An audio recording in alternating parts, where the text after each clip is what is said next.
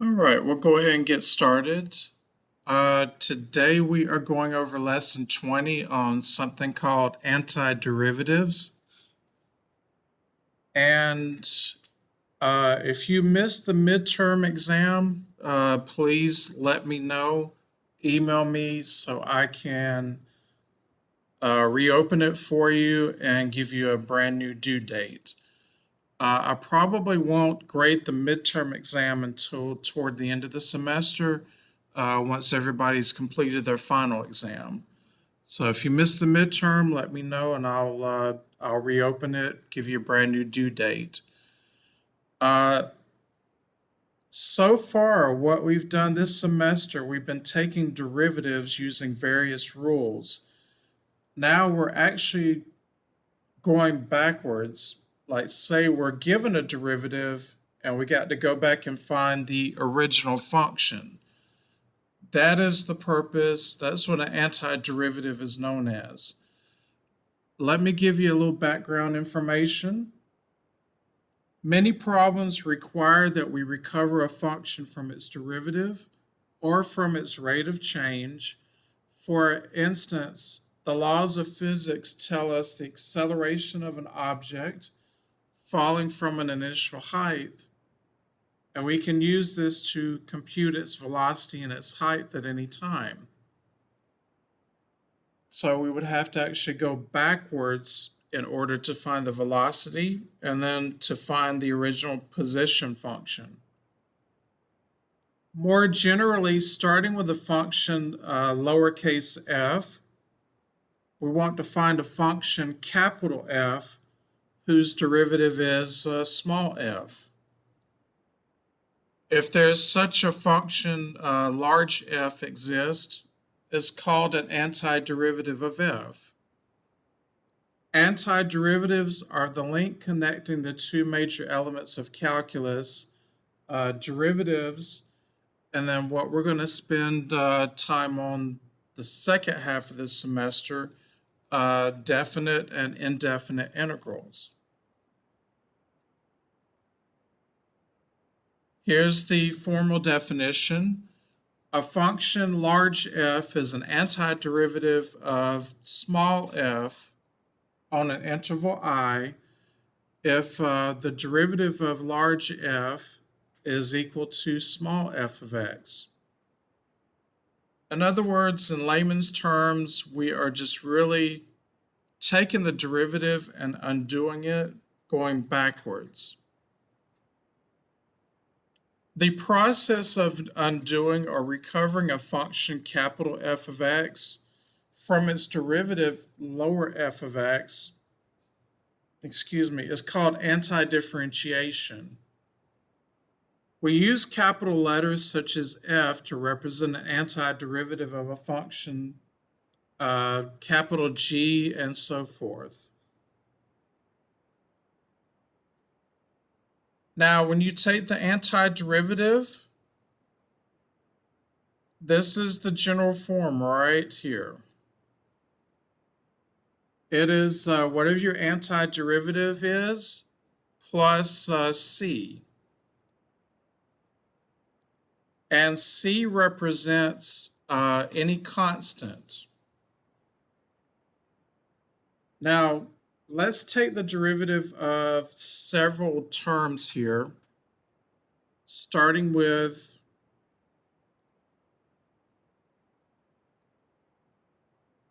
derivative of x squared plus 7, the derivative of x squared minus 8, the derivative of x squared plus 9, and derivative of x squared minus 23. Well, no matter the constant, the first derivative is going to be the same for all four functions. So the derivative for all of these would just be 2x using your power rule. When we go back and take the antiderivative, we don't know what the constant could be. It could be any of these numbers, or a whole slew of different numbers. So that's why when we take the antiderivative, then we put a plus c to represent any possible constant we got. Are there any questions about the definition or the background information?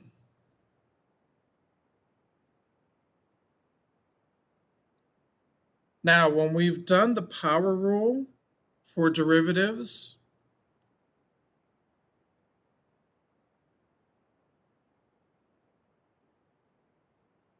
we've moved our original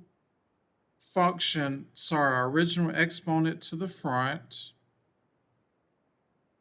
and then subtracted one from the original exponent.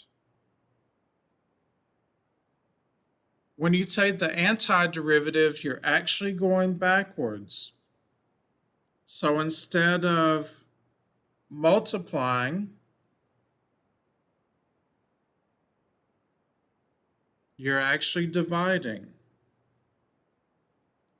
Instead of subtracting 1 from your original exponent, since we're going backwards, the opposite of subtraction is addition. So let's say x to the nth power is our derivative, and we want to go back and find the original function.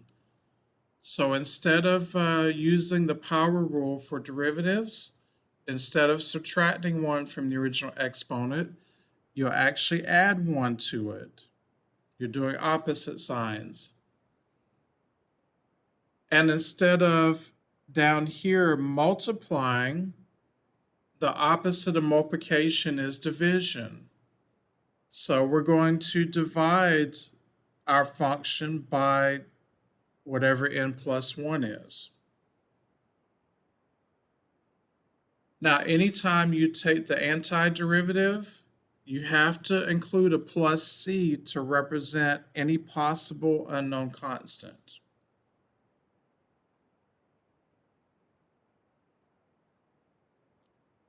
Let's look at these set of problems. Let me copy and paste them to our paint board.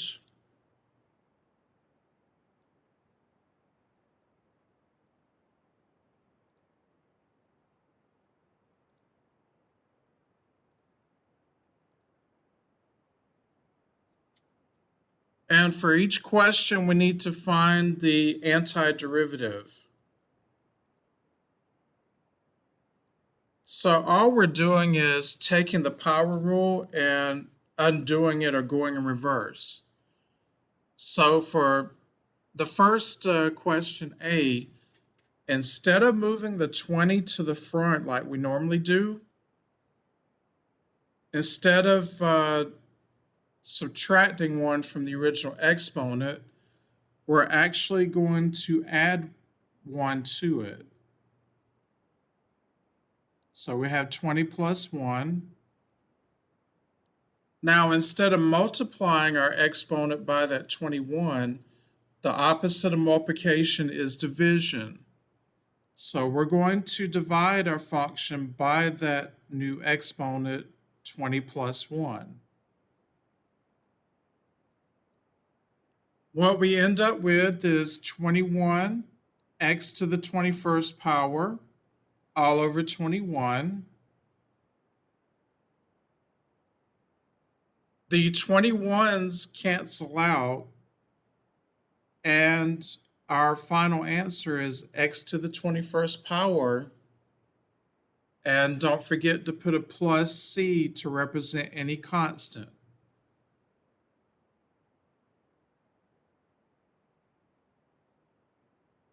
Let's try part B, x to the 7th power. Instead of subtracting 1 from the original exponent using our regular power rule, you would add 1 to the original exponent. And instead of moving your exponent to the front and multiplying it by whatever constant is there, the opposite of multiplication is division. So we'll actually divide our function by our new exponent, 7 plus 1. So our final answer is x to the 8th power over 8 plus our ambiguous constant c.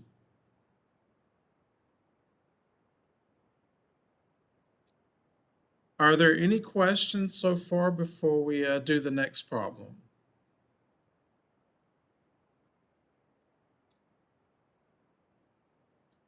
I'll come back to part C in just a minute.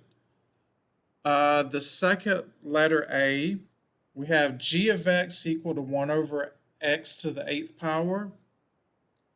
In order to find its antiderivative, we must change that or rewrite it as a negative exponent. So 1 over x to the 8th power is the same thing as x raised to the negative 8th power. Now, instead of subtracting 1 from the original exponent using the traditional power rule for derivatives, since we're going backwards, the opposite of subtraction is addition. So we'll add 1 to our original exponent. And instead of moving the negative 8 to the front and multiplying it by whatever constant is there, we do the opposite of multiplication, which is division.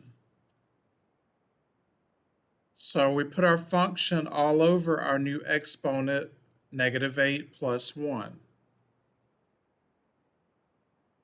So let's clean this up just a bit.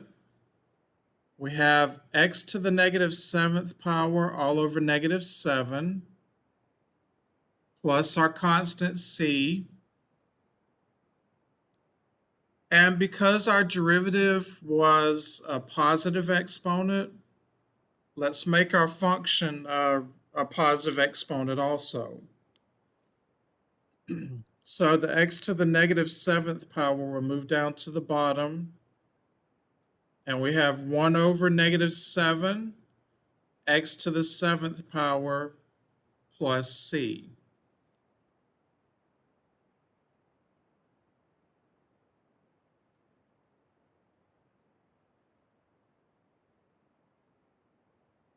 Let's try the second part B while we're here. Let me make some room.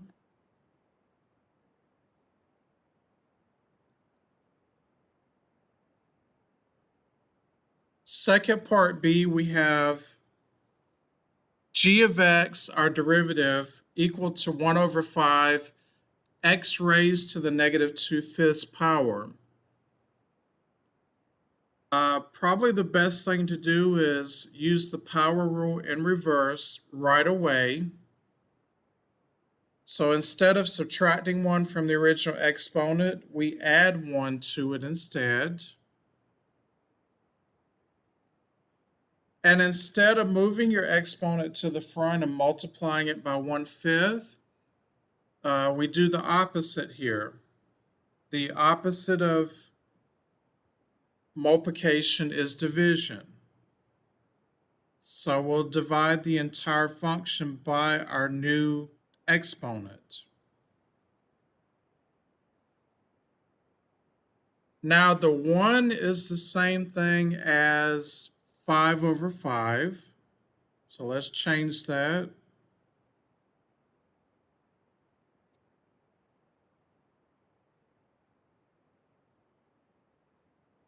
So we have now 1/5 x to the 3/5 power all over 3 over 5. And you can either flip the 3/5 since we're dividing two fractions, or a simpler way would be to multiply the entire complex fraction by 5. All right, so the 5's cancel. And our final answer is 1/3 x to the 3/5 power. And don't forget your plus c to represent the arbitrary constant.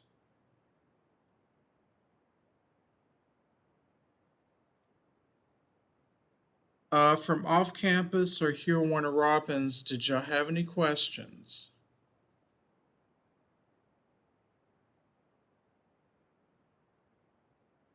Now let's go back and find the antiderivative for question C.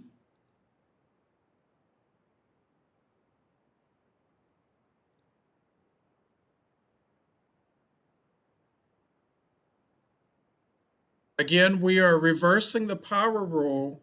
So instead of subtracting 1 from your exponent, you're actually adding 1 to it. So for x squared, that would be x raised to the 2 plus 1. Now, instead of moving the 2 to the front and multiplying it by the understood to be 1, the opposite of multiplication is division. So we'll actually divide our function or our term by 2 plus 1. So that would give us x cubed over 3 for the first part of our answer. Now the second term, its exponent is understood to be to the first power. So since we're finding the antiderivative, we add 1 to the original exponent,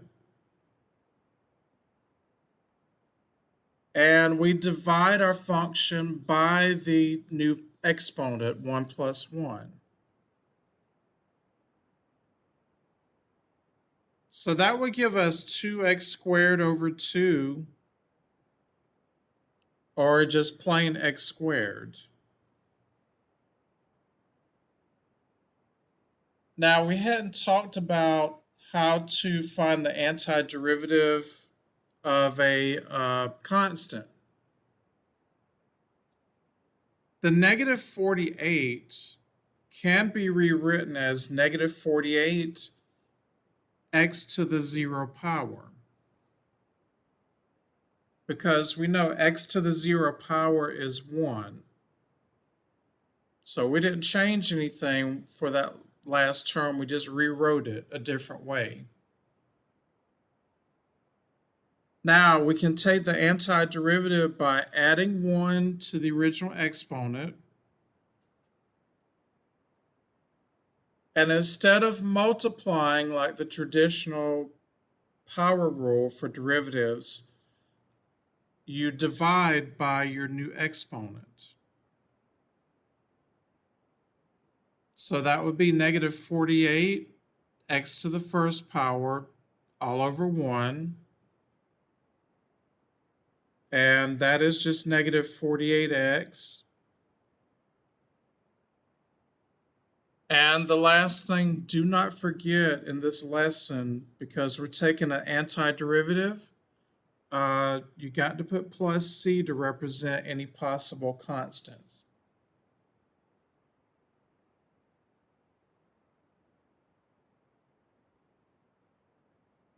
Any questions about finding an antiderivative?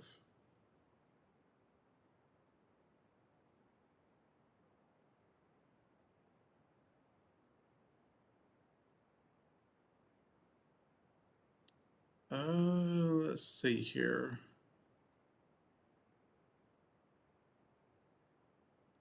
Let me find the antiderivative rules for our trig functions. So give me 1 second to pull that up.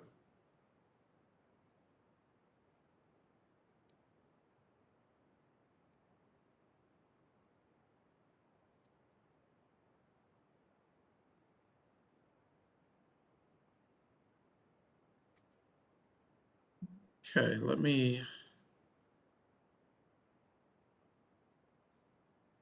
that's not going to do.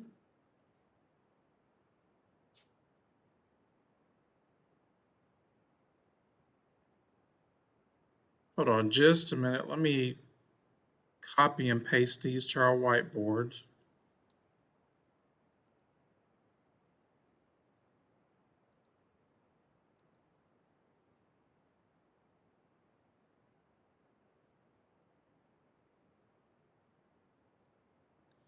By the way, Anytime you're taking what's called an antiderivative, that's known as finding something called an integral.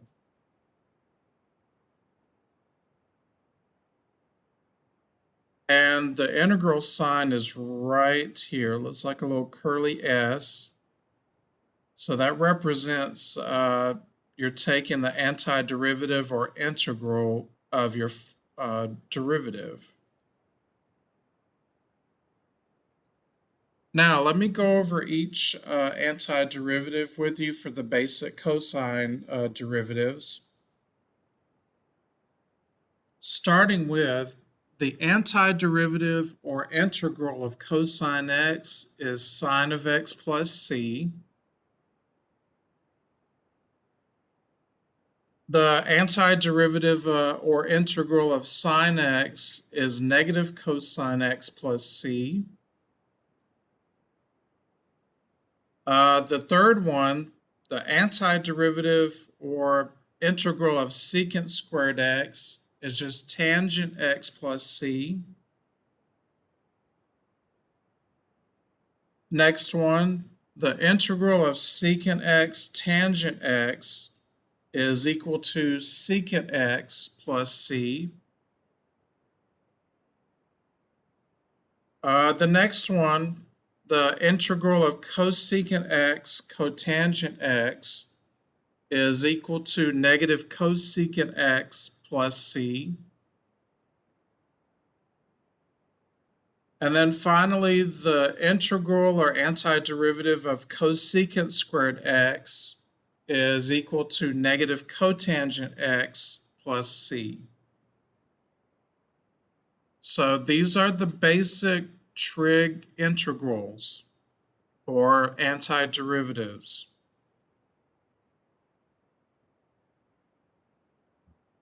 Let me find some more examples and we will continue discussing antiderivatives.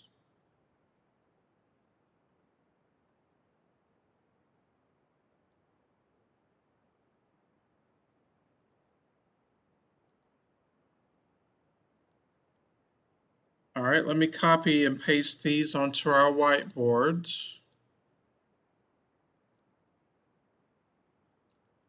Well, the first one is actually easy to answer. It's a formula or a rule. The derivative of h of x is secant squared x, and we need to find the antiderivative.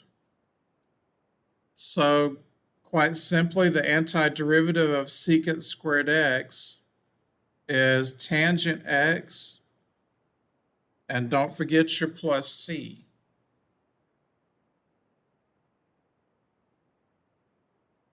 An example I did not go over earlier involves pi. We have the derivative x raised to the 16 pi power, and we need to find the antiderivative. What you do is you undo the power rule by, instead of subtracting 1 from the original exponent, you actually add 1 to it. And instead of moving your 16 pi to the front and multiplying it by 1, you do the opposite of multiplication. So the opposite of multiplication is division. So we're going to actually divide our function by the 16 pi plus 1. Now we can't simplify this at all. So the only thing we need to do last is add our plus c to this function.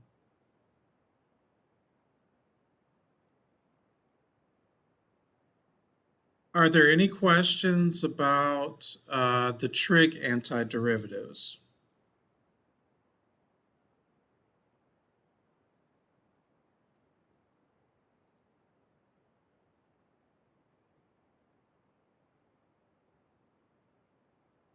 Okay, I want to go over Specifically, what an antiderivative is, a special symbol is used to denote the collection of all antiderivatives of a function, lowercase f. Definition: the collection of all antiderivatives of small f is called the indefinite integral and is of lowercase f with respect to x. So this is the basic form of an indefinite integral. F of x, the integral of f of x dx, where the symbol looks like a curly S is your integral sign. The function f is the integrand of the integral, and your x is the variable of integration.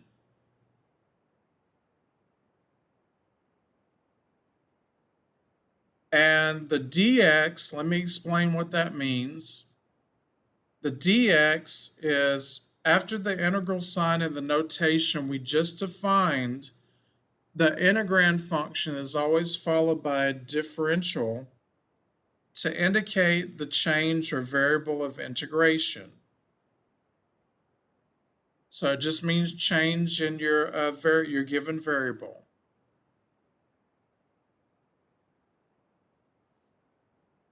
Let's look at this example. Let me copy and paste it to our whiteboard.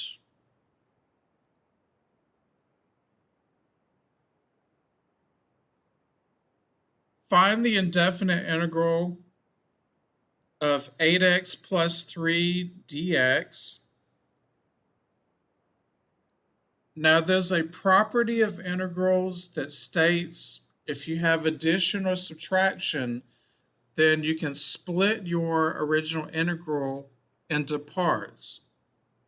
So we can split this integral into the integral of 8x to the first power dx plus the integral of 3. And I'm going to rewrite that 3 like we did an earlier constant. This 3 is the same thing as 3x to the 0 power.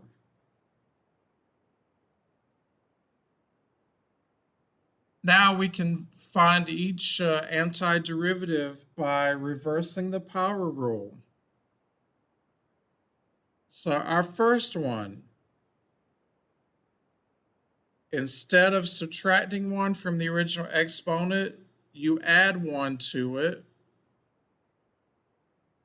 And instead of moving our original exponent to the front and timesing it by 8, we do division instead. So we'll divide our function by the new exponent. Let's do the same thing for the second integral. Again, you're undoing the power rule by first adding 1 to the original exponent, and you're dividing your function by the new exponent, 0 plus 1.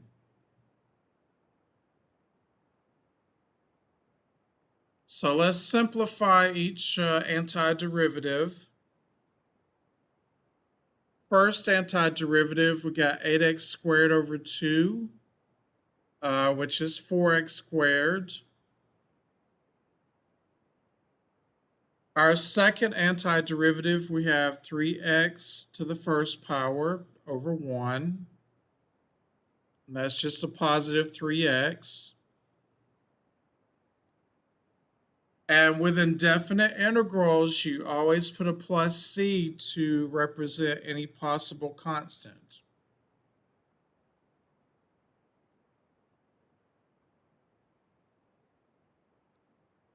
I forgot to mention earlier, but you can check your answer by using the power rule and see if you get the original derivative or integral. Let's look at another problem. And bear with me just 1 second. Let me find it.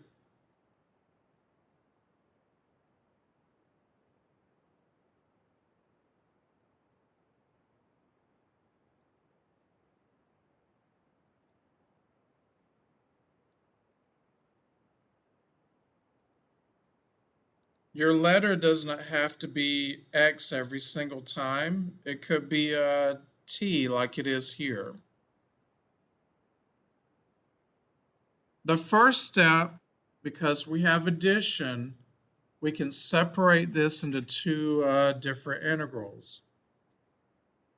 So we have the integral of 3t squared dt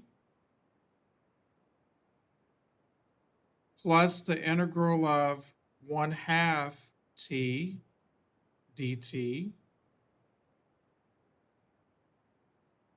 And now we can take the antiderivative of each part.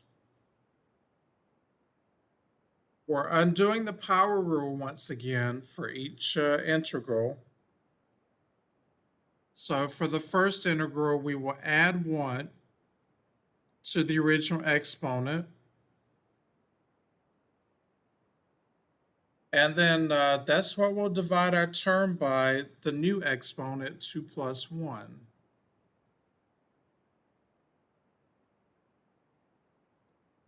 We'll do the same thing with the second integral. That t is understood to be to the first power. So we have 1 plus 1. And we already have a 2 down there from the 1/2 part.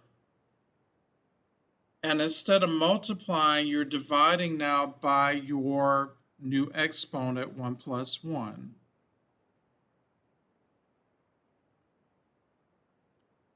Let's simplify both antiderivatives. First antiderivative, we have 3t cubed over 3, which is just t cubed. And for the second antiderivative, we have t squared over 2 times 2. So that would be t squared over 4. And again, anytime you're you're finding an indefinite integral, you have to put a plus c to represent any unknown constant.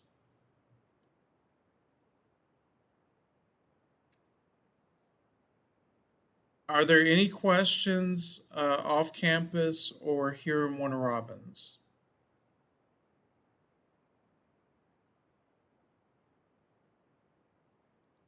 All right, let's look at another problem in which you have to find the indefinite integral.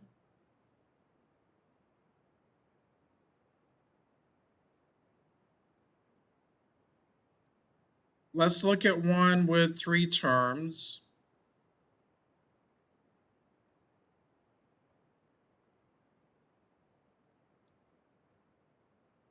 And let's separate this into 3 integrals. So we have the integral of 1/5, x to the 0 power, understood, dx. The middle part, we can rewrite that with the negative exponent. So that would be negative 2x to the negative 3 power, dx. Oh, forgot my integral sign, sorry. Plus the integral of 2x to the first power, dx. And we're just going to find each antiderivative by undoing the power rule. For the first one, we'll just add 1 to the original exponent. So that would be 0 plus 1. And that's what we divide our term by, the new exponent, 0 plus 1. All right, the second part, We have our negative 2x, and because we're finding the antiderivative, we'll add 1 to the original exponent. And negative 3 plus 1 is what we divide our term by, the new exponent.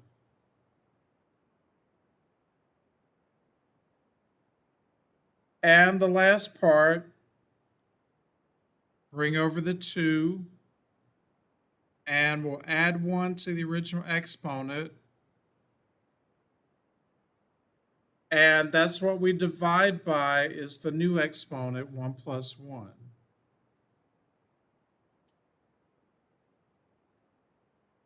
Now let's clean each antiderivative up, simplify. This will be just x to the first power over 5 minus 2x to the negative 2 power over negative 2 plus 2x squared over 2 plus c, and a few more things we need to clean up. Right here, the negative 2's will turn into a positive 1. And these 2's will cancel out. So our final answer is x over 5. And let's rewrite that the x to the negative 2 power back as a positive exponent. That would be 1 over x squared plus x squared plus c.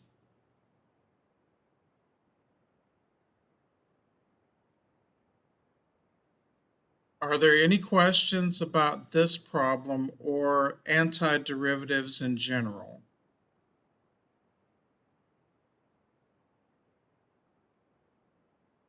Once this recording is done processing, I will share it with you guys later on in Blackboard under the announcements page.